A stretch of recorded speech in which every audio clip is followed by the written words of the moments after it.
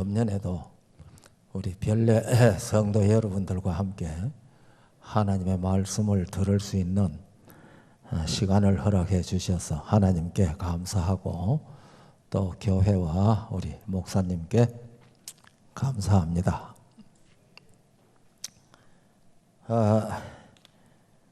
이 우리 조 목사님이 말씀이 재미있고 깊거든요. 제가 이 유튜브에 올라오는 거 아주 드물지만은 들었거든요. 그래서 참 들으면서 새롭게 배우는 것들도 있고 그렇습니다. 그래서 이 목회자가 이 설교자를 다른 사람한테 맡기는 일은 용기 있는 일입니다. 그래서 제가 또 이 목사님이 부탁을 하길래 또 이렇게 주제넘게 또 이 말씀을 전하고 들으려고 이렇게 함께 썼습니다. 저는 말씀을 전하는 사람이고 여러분들은 말씀을 듣는 사람이다. 그렇게 생각하면 안 된다고 언제 제가 말씀드린 것 같죠. 우리는 다 성령이 교회들에게 하시는 말씀을 우리 다 함께 듣는 사람들입니다. 저도 마찬가지거든요. 이 시간을 통해서 성령께서 우리에게 하시는 말씀을 함께 듣기를 바랍니다. 오늘은 제가 제목을 말씀드리지 않을 거거든요. 여러분들이 들으면서 오늘 설교 제목은 무엇이겠다라고 마음에 생각해 보시기 바랍니다. 이 정언보감 2권 101쪽에 이런 말씀이 있습니다. 우리 백성들은 하나님의 말씀을 이해할 필요가 있다. 그들은 세상에 다가오는 일을 위하여 그들을 준비시켜 주고 온갖 교훈의 풍조에 밀려다니지 않도록, 에베소 4장에 있는 말씀입니다. 온갖 교훈의 풍조에 밀려 요동하지 않게 하려 함이라. 그런데 온갖 교훈의 풍조에 밀려다니지 않도록 그들을 지켜줄 계시된 진리의 원칙을 아는 체계적인 지식을 소유할 필요가 있다. 아주 중요한 말씀입니다. 우리가 이 정언의 말씀에 이 말씀이 없다 할지라도 이 내용은 엄청 중요한 사실입니다. 성경이 우리에게 그런 사실들을 가르쳐주고 있거든요. 그래서 진리를 옳게 분별하는 사람이 되라고 성경은 우리에게 권고하고 있지 않습니까? 여기 보면은요, 그들은 세상에 다가오는 일을 위하여 그들을 준비시켜 주고 온갖 교훈의 풍조에 밀려 다니지 않도록 그들을 지켜줄 계시된 진리의 원칙을 아는 체계적인 지식을 소유할 필요가 있다. 오늘 이 자리에 참석하신 우리 별내교회 성도 여러분들, 온갖 교훈의 풍조에 밀려 다니지 않도록 지켜줄 진리의 원칙에 대해서 체계적인 지식을 우리들은 다 소유하고 있습니까? 있는 것 같습니까? 누가 우리에게 소망의 이유를 물으면은 기록된 말씀에 의해서 이렇기 때문에 나는 이 진리에 확실히 서서 신앙하고 있다 하고 증명해 주실 수 있도록 체계적인 지식을 소유하고 있다. 아멘. 아멘 하는 사람들 수가 별로 안 많은 것 같아요. 이 지식이 확실히 써 있지 아니하면은요, 어떤 사람이 와가지고 교묘하게 찝쩍찝쩍 하면은 솔깃해져 가지고 이 교회가 가르치는 원칙은 등 뒤로 하고 그거 공부하느라고 정신없는 사람들이 있어요. 그러다가 뭐라 그런지 아세요? 하나님 다 똑같은 하나님인데 뭐 아무 교회 다니면 어때? 그렇게 말하게 된단 말입니다. 제7일 안식일 예수 재림교회가 믿는 하나님하고 그 외의 교회들이 믿는 하나님은 같은 하나님이다. O, X? 우리 별내 성도들은 어떻게 생각합니까? 옛날에 말이죠. 네, 이러다 또 시간 많이 보내게 생겼네. 여로보암이 아시죠? 이 솔로몬이 죽고 난 다음에 르호보암이 왕이 됐을 때 이 여로보암이 북방 이스라엘의 초대 왕이 됐잖아요. 이 여로보암이요, 북방 이스라엘의 사람들이 예루살렘 성전에 여호와 하나님 경배하러 가면은 민심이 유다로 쏠려서 르호보암에게 다 갈까 싶어 가지고 베델과 북쪽의 단에, 제일 북쪽의 단이라고 하는 도시와 남쪽의 베델에다가 송아지 신상을 만들었습니다. 그리고 그 송아지 이름을 무엇이라고 했겠습니까? 송아지 신상을 만들어 놓고 그 송아지 신상 이름을 무엇이라고 했겠습니까? 여호와라고 그랬습니다. 예루살렘 성전에 계시는 하늘의 하나님 이름이 여호와거든요. 그러니까 거기에다가 송아지 신상을 만들어 놓고 이거 애굽에서 인도하여 난 너희 하나님이니까 예루살렘 성전에 갈 필요 없다 그랬거든. 그리고 아무에게나 돈 갖다 주면 제사장 시키고, 그 다음에 우리 성경 표현이 참 재미있어요. 뭐라고 그랬는가 하면은요, 유대 나라의 절기와 비슷한 절기를 하나 만들어 가지고 이것이 너희가 지킬 절기라고 그렇게 이 얘기를 했습니다. 여기 보면은 여기 미안합니다. 여기 성경에 있는데요. 저가 이거 보면은 이에 계획하고 두 금송아지를 만들고 무리에게 말하기를 너희가 다시는 예루살렘에 올라갈 것이 없도다. 이스라엘아, 이는 너희를 애굽 땅에서 인도하여 올린 너희 신이라 하고, 여호와란 말이죠. 하나는 베델에 두고 하나는 단에 둔지라. 이 일이 죄가 되었으니 이는 백성들이 단까지 가서 그 하나에게 숭배함이더라. 32절, 이제 열왕기상 12장입니다. 32절, 8월 곧 그달 15일로 절기를 정하여 유다의 절기와 비슷하게 하고, 재밌잖아요. 8월 15일로 절기를 정해서 유다가 가지고 있는 하나님이 정해준 절기와 비슷하게 하고, 그려놓고 송아지를 누구라고 하고? 여호와라고 하고. 그러면 여호와를 경배한다고 하면 다 똑같은 여호와입니까? 여러분 생각 잘 하셔야 합니다.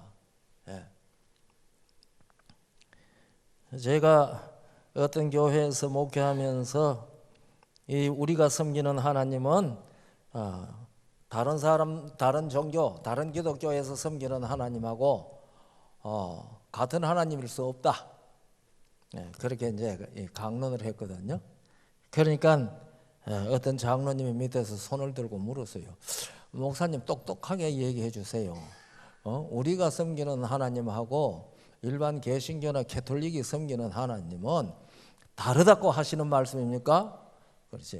예, 다르죠. 다르고 말고죠. 이름은 하나님이라고 할지라도 다른 하나님입니다. 어떻게 다른지 오늘 저녁에 제가 그걸 말씀으로 설교하려고 하는 게 아니니까 우리 조 목사님한테 잘 물어보세요.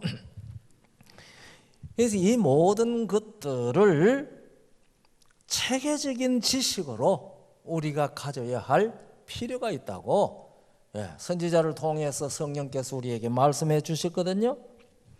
그런데 가장 문제가 뭔가 하면은요, 제7일 안식일 예수 재림교회 교인들이 성경 복음을 윤리와 도덕의 범주로 이해하고 있다는 것입니다.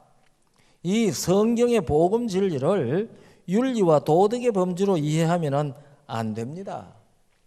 그래서 이 성경의 복음을 올바르게 깨닫기 위해서 두 가지 원리를 우리는 분명히 깨달아야 하는데요. 하나는 구주가 여자의 후손이라고 하는 사실이 무슨 뜻인지를 확실히 알아야 합니다. 또 다른 하나의 원리는 아담의 후손으로 태어나는 모든 사람들은 생명이 없는 자라는 사실을 깨닫고 알아야 합니다. 이게 성경의 복음을 이해할 수 있는 두 가지 원리입니다. 하나는 무엇이라고요? 구주가 왜 여자의 후손으로 와야 하느냐, 이거 알아야 되고요. 또 하나는 무엇이라고 그랬습니까? 아담의 후손, 아담의 씨로 태어난 모든 사람들은 다 뭐가 없다? 생명이 없는 자다. 생명이 없다는 말은 죽었다 말입니까? 살았다는 말입니까? 그 사람 생명이 없다 하면 죽은 거예요? 살은 거예요? 제가 잘 안 듣기거든요. 좀 큰 소리로 대답하면 좋겠는데요. 죽었다는 말입니까? 살았다는 말입니까? 네, 감사합니다. 그런 사람을 성경은 살았다는 이름은 있으나 실상은 죽은 자라고 그렇게 표현을 했습니다. 사대교회에 대해서 그렇게 말하지 않았습니까? 예. 이 사실을 우리가 분명히 알아야 아담의 후손으로 태어난 모든 사람들은 생명이 없는 자다. 다시 말하면 아담 안에서 죽은 자다. 이 사실을 분명히 알아야 왜 구주가 여자의 후손으로 와야만 하는지도 알게 됩니다.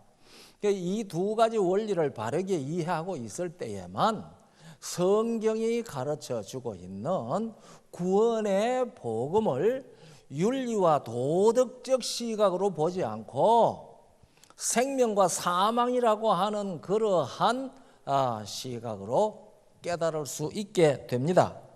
하나님께서 사람을 창조하실 때에 어떻게 창조한 것은 우리 다 압니다. 흙으로 사람을 만드시고 그 코에 생기를 불어넣으시니 사람이 생명이 되었다고 그랬지 않습니까? 이 생기라는 말은 생명의 기운이라는 뜻이거든요. 살려주는 기운이라는 말이죠. 그러니까 흙으로 사람을 만드시고 여호와 하나님께서 그 만든 사람 코에 살려주는 기운을 불어넣으니까 사람이 생명이 됐다고, 살아서 활동하는 영이 됐는데요. 이걸 고린도전서 15장 42절은 이렇게 말합니다. 기록된 바 첫 사람 아담은 산영이 되었다. 생영, 산영 똑같은 말입니다. 산영이 되었다 함과 같이 마지막 아담은 살려주는 영이 되었느니라고 그랬거든요. 그러니까 살려주시는 영이신 말씀 하나님 예수께서 흙으로 아담을 만드시고 그 코에 살려주는 생명의 기운을 불어넣으시니까 사람이 살아서 활동하는 생명이 되었단 말입니다. 생명이 되었거든요. 예수님께서 이 세상에 탄생하셨을 때에 이 질문은 좀 어렵다. 탄생하신 예수님은 탄생하실 때보다 영입니까? 육입니까? 예수님께서 이 세상에 탄생하셨을 때에 탄생하신 예수님은 영입니까? 육입니까? 크게 대답 좀 해보세요. 육이라고 생각하시는 분들. 예. 영이라고 생각하시는 분들.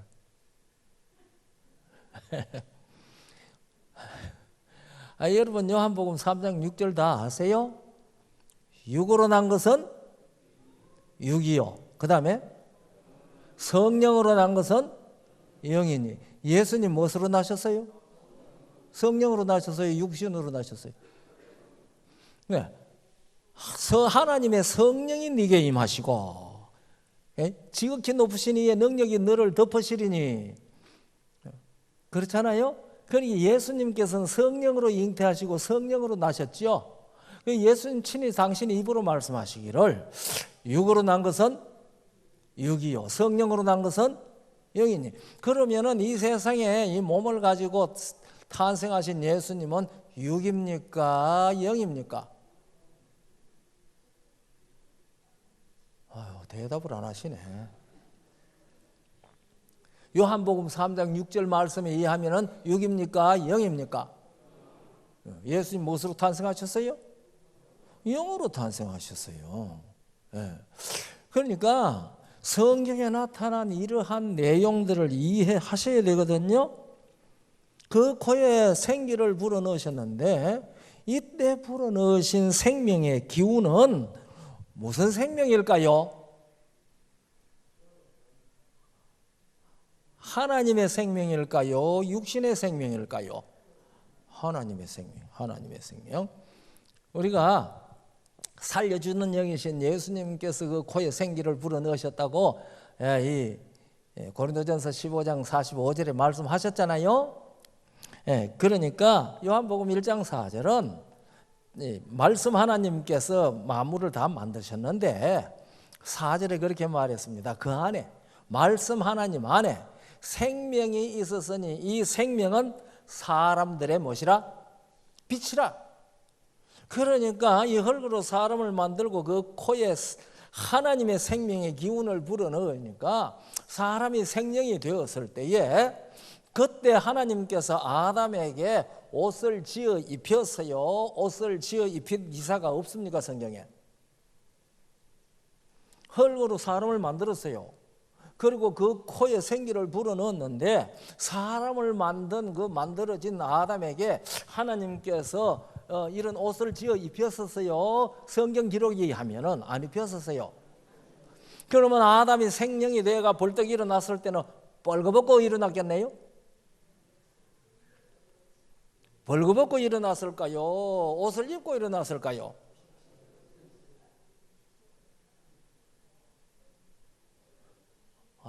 이런 거 우리 별로 잘 생각 안 하거든요. 저는요,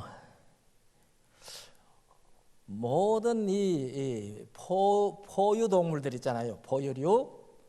이건 태어날 때 다 옷 입고 태어납니까? 발가벗고 태어납니까? 강아지 태어날 때에 빨가벗고 태어나요? 아니, 딱 태어날 때는 빨가벗고 나는 것 같아도 조금 있으면 뭐가 나요? 옷이 나요, 옷이. 그런데 사람은 태어날 때에 알몸으로 태어나요? 옷을 입고 태어나요? 그런데 가만히 있으면 옷이 저절로 생깁니까? 그건 반드시 누군가가 옷을 입혀야 되거든요. 처음에도 그랬을까?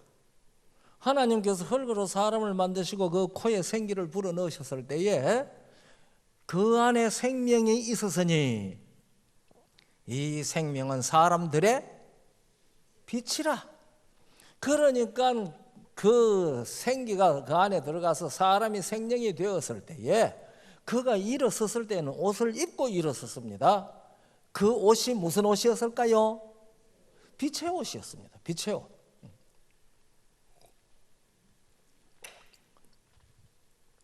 왜냐하면은 이 생명은 사람들의 빛이라고 그랬거든요. 그래서 시편 8편 5절에 보면은 저를 천사보다 조금 못하게 하시고 영화와 존귀로 관을 씌우셨다고 그랬는데 영화와 존귀로 관 씌웠다는 말이 둘러쌌다는 말이니까 옷을 입혔다는 말입니다. 우리가 부조와 선지자 45쪽에 보면 이렇게 되어 있습니다. 이 무구한 부부는 때 안 묻은 부부는 그 말입니다. 이 무구한 부부는 아무런 인조 의복을 입지 않았으며 사람이 만든 옷을 안 입었단 말입니다. 입지 않았으며 그들은 천사들처럼 빛과 영광의 옷을 입고 있었다. 이 생명은 사람들의 빛이라. 그러니까 사람을 만들고 그 코에 생기를 불어넣었을 때에 사람들 그 생명이 되어서 벌떡 일어설 때에 그에게는 무엇이 옷으로 입혀진 상태로 일어섰단 말이에요? 대답 참 안 하시네. 빛이. 그러니까 그들에 보면은 알몸이 보이는 것이 아니라 무엇이 보였어요? 빛이 보였습니다. 빛이 천사들처럼 빛과 영광의 옷을 입고 있었다. 시편 8편 5절도 그 사실을 우리에게 얘기를 했거든요. 우리가 시편 104편 2절을 보면은요, 하나님은 빛을 옷으로 입으셨다고 기록되어 있습니다. 그 하나님이 자기 형상으로 만들었으니까 자기 형상으로 만든 사람들에게도 무엇을 입혀 놓으신 게 당연하겠습니까? 빛을 옷으로 입히신 것이 당연하지요. 그런데 그 옷이 언제 없어졌어요? 선악을 알게 하는 나무의 실과를 먹고 난 다음에 그들이 뭐 한 줄 알았다고 그랬어요? 벗은 줄 알고 그랬습니다. 벗은 줄 알고. 그래서 무엇으로 옷을 만들어 입으세요? 무화과 잎을 엮어서 치마를 해서 둘렀습니다. 그 말은 그들에게 무엇이 사라졌다는 말이에요?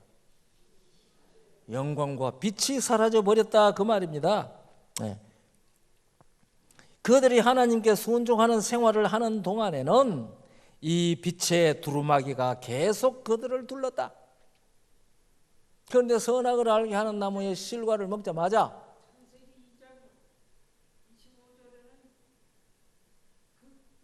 두 사람이 벌거벗었으나 부끄러워하지 않더라. 인조 옷을 안 입었단 말입니다. 그러니까 인조 옷을 입지 않았다고. 인조. 여기 선지자가 그렇게 말했잖아요. 아무런 인조 의복을 입지 않았다. 그러니까 그들이 벌거벗었다는 말은 오늘날 사람들이 모세가 그 말을 기록할 그때 기원전 1500년 경에 그때 사람들이 입던 그런 옷을 안 입었다는 말입니다. 그러니까 이 알몸 같은데 무엇이 환하게 빛나고 있었어요. 빛이 빛나고 있었어요. 그러니까 그들이 벗은 줄 알았어요? 벗은 줄 스스로 몰랐어요? 몰랐어요. 그러니까 그 사람들이 선악을 알게 하는 나무의 실과를 먹은 다음에야 비로소 뭘 알았어요? 벗은 줄 알았거든요. 그러니까 선악을 알게 하는 나무의 실과를 따 먹기 전까지는 그들 스스로가 뭘 몰랐어요? 벗은 줄 몰랐습니다. 왜냐하면 빛이 환하게 빛나고 있었으니까 말입니다. 그런데 창세기 3장 7절에 그것을 먹고 난 다음에 그러잖아요. 이에 그들의 눈이 밝아 자기들의 몸이 벗은 줄을 알고, 그때 비로소 벗은 줄을 알았습니다. 그러니까 그전에는 벗은 줄을 몰랐죠. 그러나 모세가 기록하기를 그들이 다 벗었지만 이건 자기네들이 한 소리 아니잖아요. 기록하는 모세가 그렇게 기록을 했습니다. 서로 부끄러워하지 않더라. 왜? 그들이 무슨 줄을 모르니까. 벗은 줄을 모르니까. 부끄러워하잖아요. 그래서 하나님께서 찾아왔을 때에 내가 동산에서 하나님의 소리를 듣고 내가 벗었으므로 두려워하여 숨었나이다 그랬거든요. 그러니까 하나님이 그렇게 묻지 않습니까? 누가 너의 벗었음을 고하였느냐? 그러니까 그 사람들이 하나님이 벗은 것을 모르도록 입혀 놓았다는 사실을 하나님이 시인하신 거잖아요. 누가 너의 벗었음을 고하였느냐? 내가 너더러 먹지 말라 한 나무의 실과를 네가 먹었느냐? 그렇게 물었지 않습니까? 그러니까 그들이 빛의 옷을 입고 있었다는 증언의 말씀과 시편 8편 5절의 말씀은 확실하죠. 그래서 여기 입는다는 것과 벗는다는 것이 뭐냐 그 얘기죠. 우리가 고린도후서 5장 2절부터 4절까지 읽어보면은요, 이렇게 되어 있습니다. 과연 우리가 여기에서 탄식하며 하늘로부터 오는 처소로 덧입기를 간절히 사모하노니 이렇게 입는 것은 벗은 자들로 발견되지 않으려 함이라. 이 장막에 있는 우리가 짐진 것 같이 탄식하는 것은 벗고자 함이 아니요 오직 덧입고자 함이니. 그러니까 벗고 입는 게 무슨 말인지 그 다음에 설명이 있습니다. 벗고자 함이 아니요 오직 덧입고자 함이니 죽을 것이 생명에게 삼킨 바 되게 하려 함이라.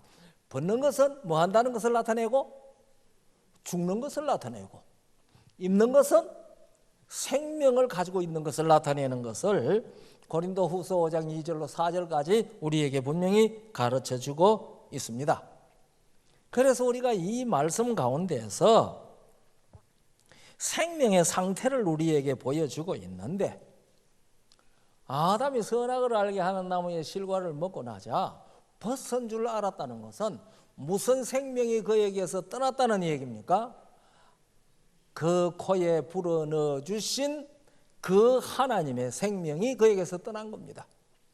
그래서 이 에베소 4장 8절을 읽어보면은 하나님 18절 미안합니다. 에베소 4장 18절을 읽어보면은 저희 총명이 어두워지고 저희 가운데 있는 무지함과 저희 마음이 굳어짐으로 말미암아 하나님의 생명에서 떠나 있도다. 그러니까 그들이 선악을 알게 하는 나무의 실과를 먹었을 때 무슨 생명이 떠나버린 거예요? 하나님의 생명이 떠난 겁니다. 하나님의 생명이 떠나니까 하나님의 생명이 떠난 표가 무엇으로 나타났어요? 벗은 줄 아는 것으로 나타났습니다. 그런데 먹는 날에는 정령 죽으리라고 했으니까 그때 딱 죽어버리면 그만이잖아요. 왜 하나님께서 안 죽고 안 죽이셨고 오늘 그 아담의 후손으로 여러분과 제가 이렇게 엄연히 살았다 하는 이름으로 존재하고 있습니까? 죽여버리면 되잖아요. 흙 가지고 새로 만들면 되잖아요. 그러나 한번 생각해 보세요. 하나님께서 만드시고 그들에게 뭐라고 말씀하셨어요? 생육하고 번성하여 땅에 충만하라고 했는데 그들이 선악을 알게 하는 나무의 실과를 먹었으므로 딱 죽어버리면은 뭣도 안 돼요. 생육하고 번성하여 땅에 충만하는 일도 안 되거든요. 우리가 이사야 55장 10절을 읽어보면은 여호와 하나님이 말씀하시기를 내 입에서 나가는 말은 반드시 모든 말 한 대로 이루어진다고 그랬습니다. 허지로 돌아가지 않는다고 그랬거든요. 그러니까 이 사람들이 생육하고 번성하여 땅에 충만하라고 말씀하셨는데 그 두 사람이 죽어버리면 하나님이 하신 말이 뭐가 돼버려요? 헛소리가 돼, 헛소리가. 그러면 사탄이요, 루시퍼가 얼마나 조롱하겠습니까? 그러니까 하나님께서 이 사람들을 통하여 무엇을 하도록 하셔야 돼요? 생육하고 번성하도록 하셔야 해요. 그러나 선악을 알게 하는 나무의 실과를 먹었으니까 뭐 해야 돼요? 죽어야 해요. 그래서 뭐가 떠난 겁니까? 하나님의 생명이 떠난 겁니다. 그러나 이 사람들은 그 다음부터는 뭐가 되었는가 하면 그때는 산 영이었는데 하나님의 생명이 떠난 다음에 그들이 무엇이 되었는가 하니까 육체가 되었습니다. 그래서 창세기 6장 3절에 이렇게 되어 있습니다. 여호와께서 가라사대 나의 신이 영원히 사람과 함께 하지 아니하리니 이는 그들이 육체가 됨이라. 그런데 여기는 우리 성경은 여러 번역됐는데 원문을 좀 더 살려서 번역을 하면은 범죄함으로 육체가 됨이라. 그렇게 번역할 수 있습니다. 그러니까 그들이 육체가 된 것은 범죄함으로 육체가 됐어요. 그러니까 범죄하기 전에 그들은 무엇이었다는 말입니까? 영이었다는 말입니다. 영적 존재였다는 겁니다. 생명, 영적 존재였다는 사실을 성경은 가르쳐주고 있습니다. 그러나 그들이 범죄함으로 말미암아 육체가 되어버렸습니다. 그러나 그들의 날은 120년이 되리라. 그래서 120년 동안 노아가 방주에 들어오라고 의의를 전파했다고 우리들이 알고 있습니다. 오늘날 사람들은 이 말씀을 기준으로 해서 사람들의 수명이 120살 되도록 하나님께서 이때 말했다라고 그렇게 말합니다. 뭐 그럴 수도 있다고 생각을 합니다. 그러나 이것의 이 얘기는 노아 때의 노아 시대의 사람들을 방주에 들어오도록 외치는 은혜의 기간이 120년이었다라고 이해하는 쪽이 더 성경적이 아닌가, 저는 그렇게 생각을 합니다. 그래서 성경에는 두 가지 생명의 이야기가 나와 있습니다. 하나는 육체의 생명, 하나는 하나님의 생명입니다. 그래서 레위기 17장 11절에는 이렇게 말하지요. 육체의 생명은 피에 있습니다. 내가 이 피를 너희에게 주어 단에 뿌려 너희의 생명을 위하여 속하게 하였다니 생명이 피에 있으므로 피가 죄를 속하느니라. 육체의 생명은 피에 있습니다. 예수께서 십자가에서 피를 흘려 돌아가신 이유가 있습니다. 예수께서 피를 흘려서 돌아가셨는데, 우리가 이 사도행전 20장입니까 보면은 하나님이 자기 피로 사신 교회를 치게 했다고 그랬습니다. 그러면은 예수님께서 십자가에서 흘리신 피가 누구의 피라고 하는 사실을 성경은 우리에게 가르쳐주고 있습니까? 그것이 하나님의 피라는 사실을 가르쳐주고 있습니다. 아이고, 하나님도 피가 있나? 뭐 이런 생각을 우리가 혹 하는지 모르지만은, 사도행전 20장 28절 분명히 기록했습니다. 너희는 자기를 위하여 또는 온 양떼를 위하여 삼가라. 성령이 저들 가운데 너희로 감독자를 삼고 하나님이 자기 피로 사신 교회를 치게 하셨느니라. 그래서 이 육체의 생명은 피에 있기 때문에 피가 죄를 속한다고 이 얘기를 한 것이지 않습니까?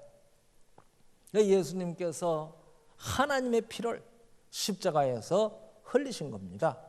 그 피를 흘리시는 일을 통해서 하나님의 생명을 잃어버린 그 생명을 속할 수 있었습니다.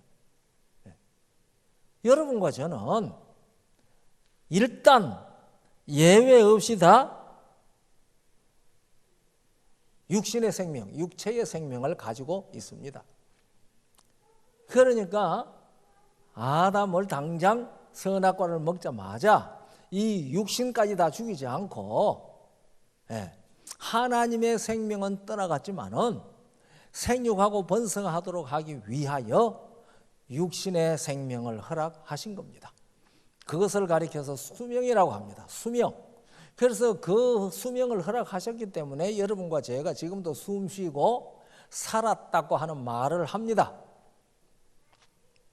그러나 언젠가 이 생명은 뭐 하게 되어 있습니까? 수명이 끝나는 날은 죽습니다. 하나님의 생명은 벌써 없어졌고요. 그래서 이 고린도전서 15장 22절은 그렇게 말합니다.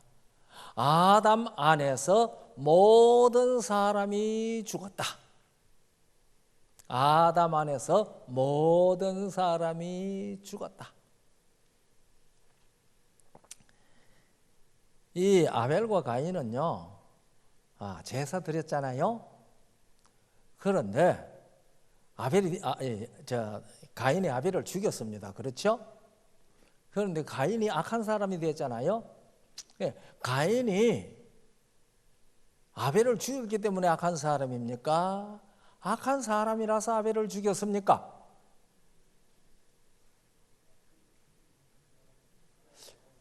김 목사가 오늘 앞에 서가지고 이상한 소리만 자꾸 한대. 가인이 악한 사람이라서, 악한 자라서 동생 아벨을 죽였습니까? 아벨을 죽였기 때문에 악한 자라고 합니까? 아니, 가인이 무슨 짓을 했는데 악한 자입니까? 요한일서 3장 12절에 이렇게 말합니다. 가인같이 하지 말라. 저는 악한 자에게 속하여 그 아우를 죽였으니. 어디에 속해서요? 악한 자에게 속해서. 악한 자가 누구죠? 루시퍼입니다. 사탄입니다. 그래서 악한 자에게 속하여 그 아우를 죽였으니 어찐 연고로 죽였느뇨? 자기 행위는 악하고 그 아우의 행위는 의로움이니라. 그러니까 아우를 죽이기 전에도 가인은 그 행위가 뭐 했다고요? 그런데 성경에 가인의 아벨을 죽인 이 얘기 말고 가인이 행한 행위가 기록된 게 뭐가 있습니까? 아니, 가인이 아벨을 죽이기 전에 가인이 행한 그랬잖아요. 자기의 행위는 악하고 그랬거든요. 그러니까 아벨을 죽이기 전에 가인의 행위가 어떤 행위가 있었는데 악한 행위 했느냐 그 말입니다. 여러분들이 우리들이 기억하는 대로는요. 예? 농사 지은 것 가지고 제사 짓죠. 이거 농사 지은 걸과 하나님 앞에 제사 드리는 게 악한 일입니까?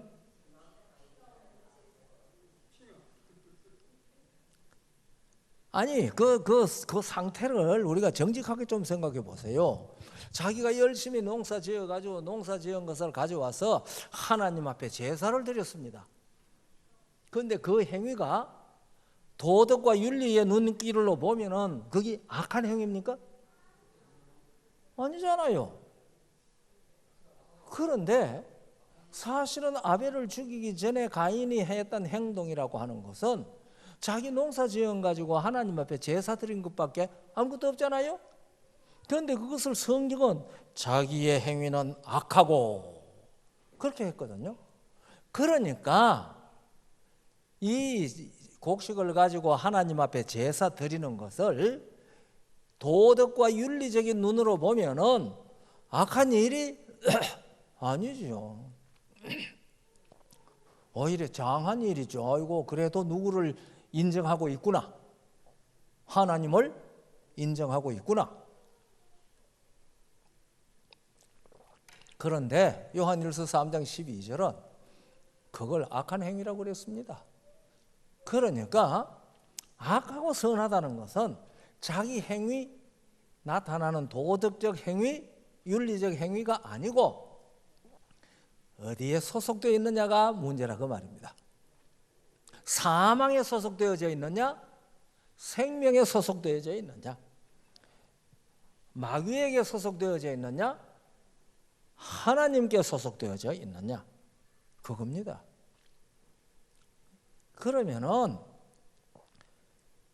인간이 행하는 윤리적 도덕적 선행은 하나님이 보실 때에 선하다 악하다 하는 기준 밖의 얘기입니다. 무슨 말인지 이해하시나요? 그런데 아벨도 가인도 다 이 육신의 생명 다 가지고 있지 않습니까? 그런데 아벨은 양의 첫 새끼로 제물을 드렸습니다. 우리가 창세기 3장 21절을 보면은 하나님께서 아담 부부에게 가죽으로 옷을 뭐 했어요? 지어 입히셨습니다. 아까 고린도후서 5장 2절로 4절까지 보니 하나님이 옷을 입힌다는 것은 무엇을 뜻한다고 그랬어요? 생명을 주신다는 것을 뜻하는 겁니다. 생명. 하나님의 생명을 주신다는 것을 뜻하는 겁니다. 그래서 오늘날 이 세상에 사람들이 다른 동물들은 다 태어나면서 옷을 입고 나는데 안 그러면 금방 태어났다 조금 있으면 옷이 송송 돋아나는데 사람은 알몸으로 태어나서 가만히 놔두면 옷이 생겨나지 않아요. 왜 그런가 하면 아담이 무엇을 잃어버렸기 때문에 빛의 옷을 잃어버렸기 때문에 아담이 알몸이에요. 이 사람이 알몸으로 태어난다는 것은 사람이 무슨 생명이 없다는 것을 나타내는 거예요? 하나님의 생명이 없다는 것을 나타내는 겁니다. 그래서 하나님께서 옷을 지어 입히셔야 합니다. 그런데 가인은 무슨 옷을 안 입었어요? 하나님이 지어 입히실 그 옷을 입지 않았습니다. 그 옷 입기를 거절했습니다. 그러니까 그런 상태를 누구에게 속한 것이라고요? 악한 자에게 속한 것이라고 그랬습니다. 씨를 뿌리는 자가 나가서 뿌리는데 들어는 길가에 떨어지매 새가 와서 먹어버렸고, 예수님께서 설명하면서 말씀을 듣고 깨닫지 못할 때에는 악한 자가 와서 즉시 그 씨를 가져간다고 그랬거든요. 그런데 마가는 그럴 때에는 사단이 와서 그 씨를 가지고 그 말씀을 빼앗아 간다고 그랬어요. 누가는 똑같은 비유를 하면서 마귀가 와서 빼앗아 간다고 그랬거든요. 그러니까 악한 자는 사탄이고 마귀입니다. 그러니까 가인이 악한 자에게 속했다고 하는 말은 마귀에게 속했습니다. 마귀에게 속한 사람이요, 윤리적으로 도덕적으로 아무리 선을 행해도 그것이 하나님의 눈에는 무슨 행위? 악한 행위. 야, 저 김명호 참 고약한 말 한다? 이런 생각하는 사람들이 혹 있을는지도 모르지만 성경이 그렇게 말했기 때문에 저는 성경을 이야기하는 겁니다. 그래서 여호와 하나님의 생명, 하나님의 생명이 없고 육체의 생명만 가진 사람은 도덕적으로 윤리적으로 아무리 선을 행해도 그것이 하나님 앞에 무엇이 되지 않는다. 선도 의도 되지 않는다. 사도 바울이 그렇게 말했잖아요. 이 고린도전서 4장 4절 보면은 바울이 그랬습니다. 나는 내 행위를 살필 때에 자책할, 스스로 책망할 아무것도 없다고 그랬어요. 야, 저는 그 구절을 읽으면서요, 야, 이 바울 대단하다. 자기가 자기를 살펴볼 때에 자기를 책망할 아무것도 없다고 그랬어요. 그런데 그 다음에 뭐라고 그랬어요? 그러나 그것이 나를 의롭게 하지 않는다고 그랬습니다. 그 비슷한 말은 빌립보 3장 6절에도 나옵니다. 율법의 의로는 흠이 없는 자라. 얼마나 대단한 사람입니까? 율법의 의로는 흠이 없고 자기의 삶을 스스로 살펴볼 때에 자기의 자책할 아무것도 자기는 발견하지 못한다고 그랬습니다. 얼마나 완벽합니까? 그러나 그것으로 말미암아 자기가 무엇을 얻지 못해요? 의롭다 함을 얻지 못한다고 그랬습니다. 그러니까 하나님의 생명이 없이 육체의 생명만 가지고 있는 그 사람은 그 존재 자체가 어디에 속해 있는 자? 악한 자에게 속해 있는 자입니다. 그래서 아담에게 태어나는 사람은 누구에게 속한 상태로 태어나는 거예요? 악한 자에게 속한 상태로 태어납니다. 그러니까 무슨 옷을 입지 못하고 태어나요? 생명의 옷을 입지 못하고 태어나는 겁니다. 그래서 사람들이 다 알몸으로 태어나는 것은 그에게 하나님의 생명이 없다는 사실을 드러내는 겁니다. 그래서 태어나면서부터 뭐 하면 태어나요?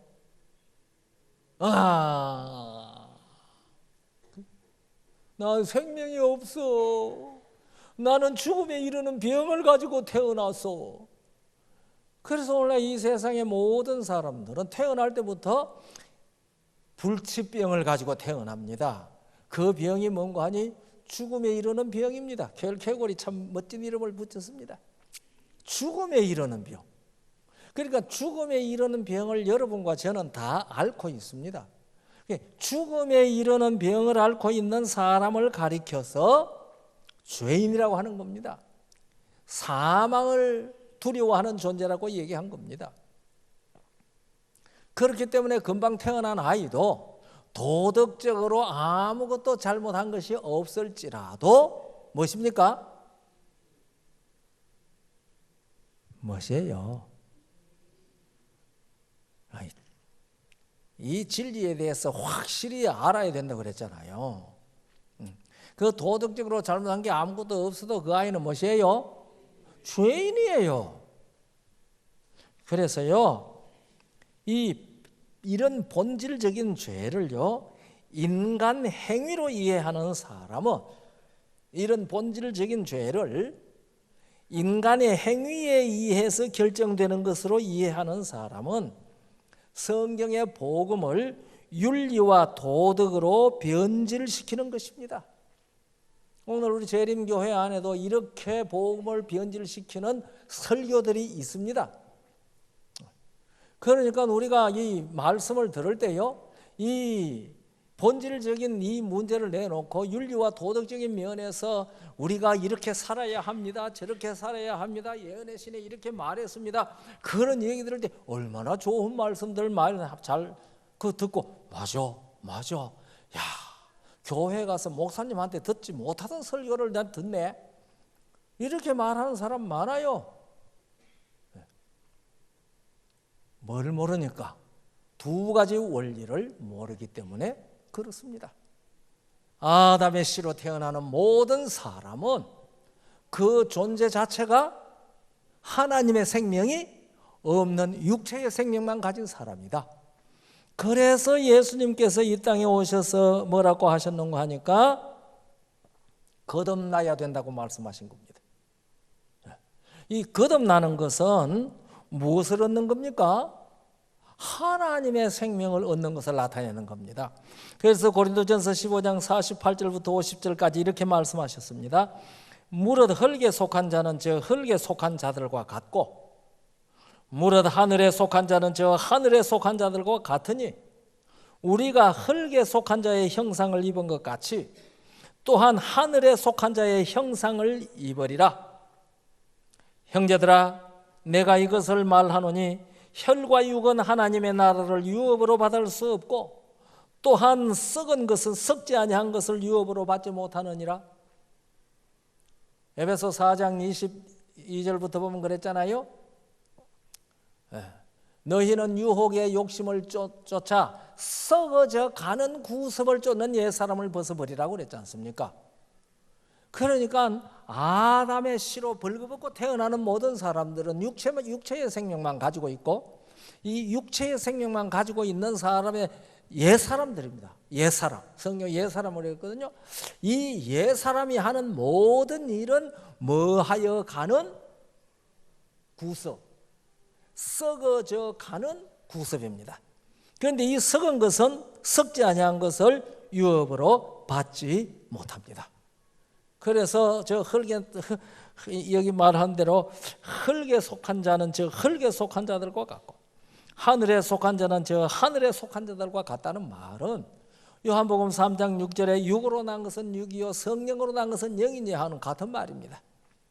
그러니까 우리가 예수 그리스도를 믿음으로 말미암아 무슨 생명으로 반드시 거듭나야 합니까? 하나님의 생명, 예수 그리스도의 부활의 생명으로 거듭나야 합니다. 그러니까 오늘날 이 교회 안에는 예수 그리스도를 참으로 영접한 성도들은 한 몸에 몇 가지 생명을 가지고 있어요? 두 가지 생명 가지고 있어요. 누구로부터 받은 생명? 아담으로부터 받은 육체의 생명, 또 예수 그리스도로 말미암아 받은 성령의 생명, 거듭난 물과 성령으로 거듭난 생명. 그래서 여러분과 제가 참으로 거듭난 경험을 했다면은 우리는 육체의 생명도 있고 하나님의 생명도 있습니다. 이 하나님의 생명은 세상에 무엇으로 나타난다 그랬어요? 빛으로 나타난다. 너희는 세상에 빛이니. 그래서 우리가 하나님의 생명을 소유했을 때에만 세상의 생명의 빛이 됩니다. 그 안에 생명이 있으니 이 생명은 사람들의 빛이라. 오늘 이 자리에 오신 우리 별내교회 성도 여러분들이요, 우리는 이 생명 꼭 가지고 있습니까? 그런데 이 육체의 생명은요, 우리가 베드로전서 4장 6절에 보면은 육체로는 사람처럼 심판을 받으나 영으로는 하나님처럼 살게 하려 함이라고 그랬거든요. 우리가 베드로전서 4장 읽어 나가면 좀 어려운 말입니다. 그럼 그 말이 무슨 말인가 하면 우리들은 다 육체의 생명을 가지고 있기 때문에 이 육체는 죽는다 그 말입니다. 그러나 우리가 하나님의 생명을 가지고 있는 사람은 하나님과 함께 영원히 살게 된다. 그것이 현실로 우리의 생명이 되어질 때가 언제입니까? 재림하실 때입니다. 예수님 재림하시면 우리가 영광의 몸으로 부활하지 않습니까? 그것은 하나님의 생명을 가지고 부활합니다. 그러니까 오늘날 우리가 육체의 생명과 하나님의 생명을 다 가지고 있는 이 시점에서 우리들은 하나님의 생명으로 육체의 생명을 죽여야 합니다. 그래서 영어로 몸의 행실을 죽이라고 로마 8장 13절에 그렇게 말했습니다. 영어로 몸의 행실을 죽이라. 하나님의 생명으로 육체의 생명의 발동을 억제하라 그 말입니다. 그리고 이 갈라디아서에는 그렇게 말씀하지 않았습니까? 성령을 쫓아 행하라. 그리하면 육체의 욕심을 이루지 아니하리라. 육체의 소욕은 성령을 거스리고 성령의 소욕은 육체를 거스리나니 이 둘이 서로 대적해서 서로 일을 이루지 못하게 한다. 그러니까 너희는 영으로 성령의 소욕으로 육체의 소욕을 죽이라. 그러면 너희가 살리라. 살아가시는 우리 별내 성도 여러분들이요, 이 두 원리, 왜 이 예수님께서 구주가 여자의 후손으로 왔는지 이해하셨습니까? 아담의 후손으로 오면은 그분도 아담 안에서 뭐 하니까? 죽은 자예요. 그러니까 죽은 자가 죽은 자를 대속할 수 없지요. 그렇기 때문에 이 땅에 구주로 오시는 분은 누구의 후손으로 오면 안 돼요? 남자의 후손으로 오면 안 돼요. 그래서 이 동정녀를 통해서 오신 겁니다. 이 두 원리를 아셔야 됩니다. 이거 모르면 왜 꼭 예수 믿어야 구원 얻는다고 하나? 그거 대답 못해요. 우리 모든 육체의 생명을 가진 사람들은 아담 안에서 죽은 자다. 하나님께서는 그런 사람들을 악한 자로 보시고 죽은 자로 보신다. 도덕적 윤리적으로 볼 때에는 의인이고 성인인지 모르지만은 이 생명과 존재라고 하는 그 하나님의 눈으로 볼 때에는 죽은 자다, 그 말입니다. 악한 자라는 말은 죽은 자라는 말하고 같은 말입니다. 그러나 오직 성령으로 거듭날 때만, 그래서 하나님의 생명을 소유했을 때만 그 사람들은 생명이 있는 사람이요 의인입니다. 그래서 믿음으로 말미암아 의롭게 된다고 얘기하는 것입니다. 이 두 원리를 우리들은 꼭 기억하셔야 합니다. 그리고 우리는 생명이 두 종류가 있다는 사실을 분명히 이해하셔야 합니다. 무슨 생명, 무슨 생명입니까? 육체의 생명과 하나님의 생명입니다. 네. 그래서 이 성경 복음을 윤리와 도덕의 범주로 이해하면 안 된다. 이것은 생명과 존재의 입장에서 바르게 깨달아야 한다. 그래서 우리 백성들은 하나님의 말씀을 이해할 필요가 있다.